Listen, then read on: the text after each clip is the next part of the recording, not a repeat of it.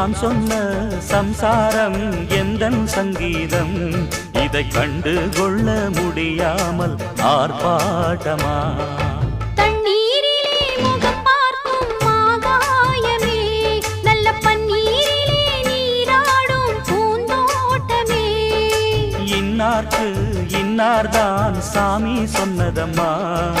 கல்யாணம் வைபோகம் தன்னாலாகும் அம்மா இனி உன்னை விட்டு நான் வாழ ஆகாதம்மா